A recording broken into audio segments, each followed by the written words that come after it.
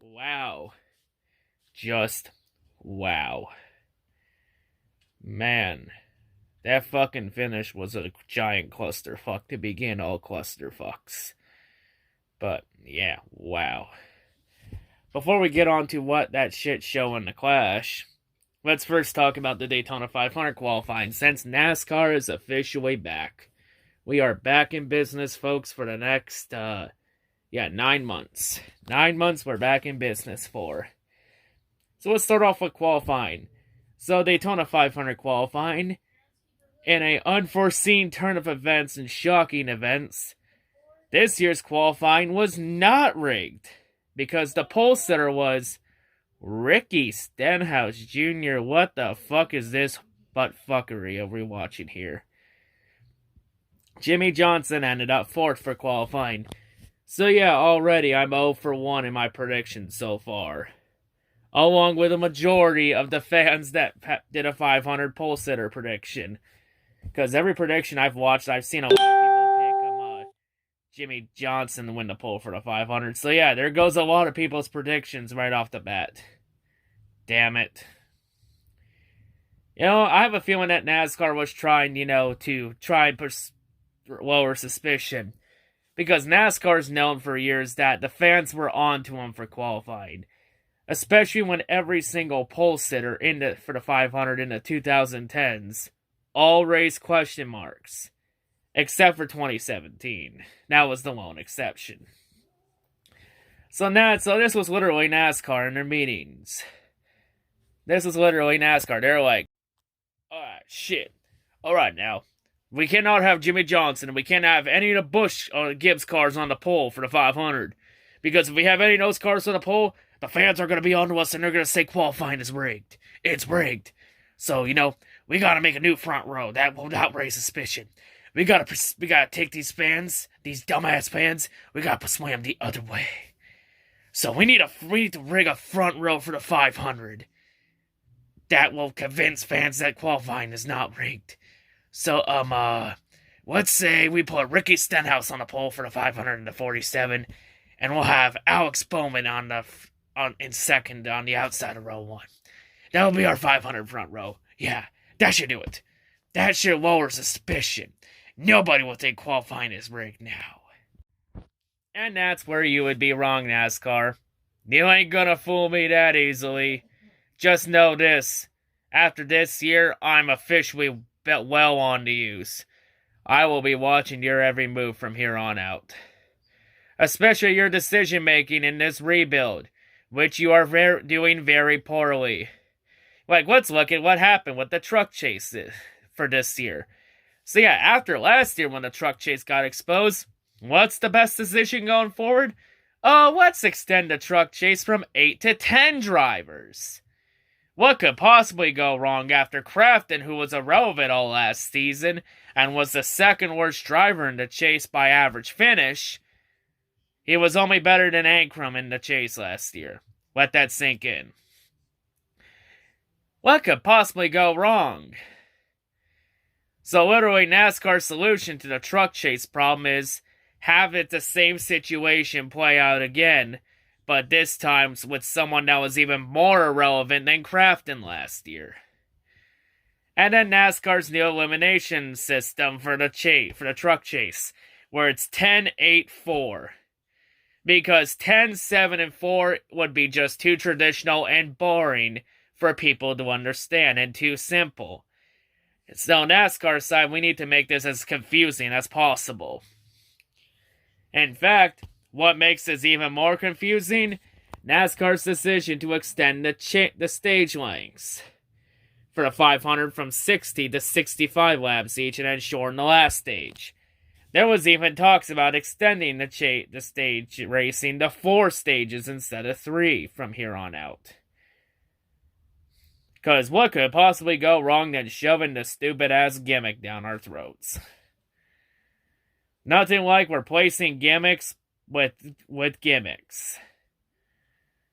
Because fuck driver safety and organic racing.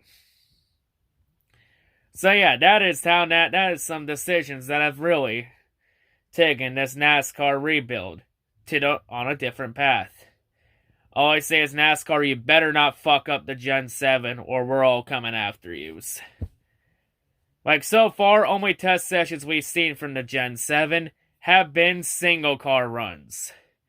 Okay, now NASCAR, we want to see what this car can do when it's side by side with another car. What can it do when it's 3 wide? What can it do when it's in a pack of 5 cars, or 2 cars, or 10 cars? And yeah, you get the goddamn point already. So yeah, we're gonna need to see more test sessions with multiple cars in it to get a real idea. Because you can't just hype this car up based on single car runs. Like, you're just, by overhyping it, you're just asking for it to fail. But yeah, we'll talk about that later. Anyway, let's all get to the Meaningless Clash. The Busch Meaningless Clash. So literally, this entire race, I had literally no fucking interest. I was just watching because why the fuck not? Plus, the Red Wings game ended just prior to the race. So yeah, there was literally nothing on TV, so I said fuck it. So yeah, literally, the entire race was fucking terrible. It was literally freight trains out the ass. The race was literally 2 freight trains. One freight train consisted of all the Ford and Toyota teams. The other freight train consisted of the Chevy teams that hung in the back all day. Until at the end of the race, when all the Ford and Toyota teams pitted around lap 50 or so, except for Logano, who decided to gamble on fuel with the Chevy teams. And then with 9 laps to go was when the fucking shit show began. So here's where the shit show began. Part 1. Here's how for this, we'll say this is how you start a shit show in NASCAR 101. Step 1. Have Kyle Busch and Joey Logano race each other aggressively and cause a 3-car accident and take out Keselowski. Kyle Busch doesn't even really attempt to bring his car to the garage. He just literally stops, gets out, and quits in the race. This is one of those times where I will not blame Kyle Busch for quitting. Because you know what? This is a meaningless race that has no fucking meaning whatsoever. Like, I'll put this in perspective. The Clash is just a bonus practice session for all the top teams to try and get an advantage over everybody else for the Daytona 500. Like, it is essentially a bonus practice session. So, literally, what is on the line in this race other than money and pride? Nothing. Wake me up when this race actually has fucking meaning. But oh, hold on, the shit show has not ended yet. Because step 2, the following restart. Have William Byron and Ryan Newman both spin their tires out and cause a 9-car pileup at the start-finish line. The race then ends up going to overtime. Step 3, the first attempt of overtime.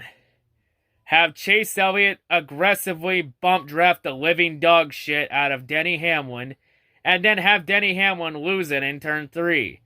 And take out everybody that was left in the race. And then red flag it. At that point, NASCAR should have just stopped the race after the red flag, because this shit was getting fucking embarrassing for an exhibition race. But yeah, anyway, we had to continue, because, NASCAR wanted to give the fans a green flag finish, so fuck it. Even for an exhibition race, we still have to give whatever fans are in the crowd a green flag finish. So then, step 4, which is double overtime. Have Chase Elliott and Kyle Larson race each other aggressively and cause a crash, taking Eric Jones with them and a couple other cars.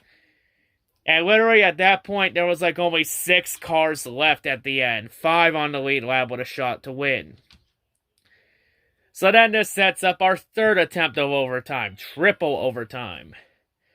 So literally at the end for this overtime, we have the 5 cars being Austin Dillon, Ryan Newman, Clint Boyer, Kyle Larson, and Eric Jones. And out of all those cars, Austin Dillon had the cleanest car of them all. He had a little damage, but he was the cleanest of the 5. Like literally every car in this race was involved in a crash. So then on the last lap, Ryan Newman would take the lead.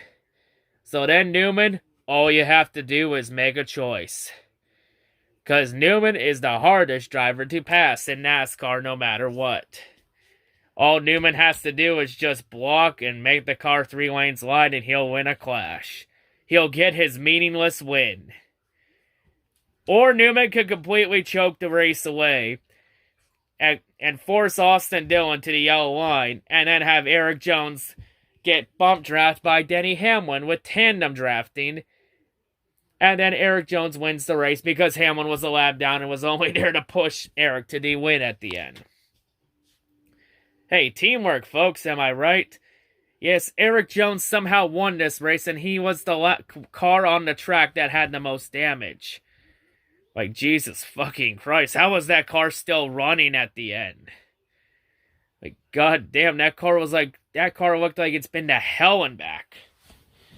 Like, literally, I'll say this. This year's Clash, it rivals the chase race at Talladega in 2015 for biggest shit show in NASCAR, period, to end the race. Like, fuck me. Was this a good race? Hell no. Was it a giant clusterfuck? You're damn right. Like, Jesus Christ, all this race did was provide a lot of comedy and material and ammo for all the shit posters. So yeah, the shit posters are gonna have a field day with this race. But yeah. Let's just hope to God this shit does not play out in a 500. Because, oh boy, if we have this type of shit play on the 500, oh boy, we're in for a long season. But yeah. Man, oh man. Can the Gen 7 get here fast enough? And oh, by the way, you want to know how tandem drafting was possible, folks? Because in the Cup Series, the Cup drivers don't have that stupid fucking retarded locking bumpers rule they have in Xfinity and trucks.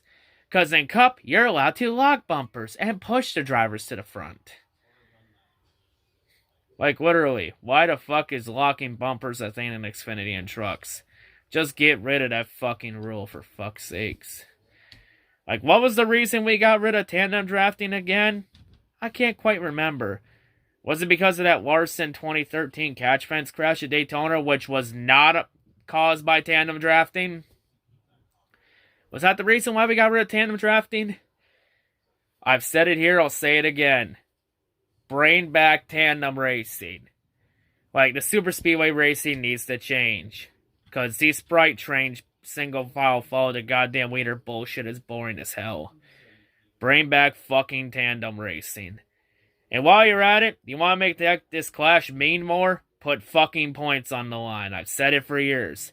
Put points on the line.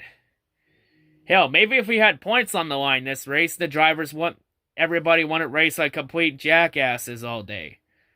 Or this would have been an even bigger shit show and we would have had only 3 cars running at the end. Like, seriously, I thought we were going to get Talladega Nights in real life. With the way that the finish was going when everybody was crashing. And it would be whoever the last man was standing would get the win. Like, I guess the only positive we had out of Daytona Speed Weeks this week was Hailie Deegan got second in her ARCA debut. Well, at least something good came out of this weekend. Like, literally, the Clash, it was looking like a goddamn ARCA race on steroids. Like, fuck me, what a disaster. But, yeah. What do you want me to say about this race? Like, fuck me. What a goddamn disaster. But, yeah. Please, NASCAR, I'm begging you. With the Gen 7, can you please have it bring back tandem racing for the love of God? Because this single-file freight train shit is not going to last long. Well, here's hoping the 500 doesn't turn into a shit show next Sunday. But, yeah. Well, I think I'm done here. I really didn't give a fuck about this race, and all it did was just bring comedy. Like, fuck me, that ending was just laughable and hysterical. But, yeah. What a fucking nightmare. Wow. But, yeah, I'm gonna wrap it up here, folks. That's all I gotta say for this race. Here's hoping 500's better next week. And maybe next week in the 500, the drivers won't race like complete dipshits, since the 500 has more meaning than the goddamn Clash. But yeah, Hope everyone's a great day, and yeah, peace out. Welcome back to NASCAR season.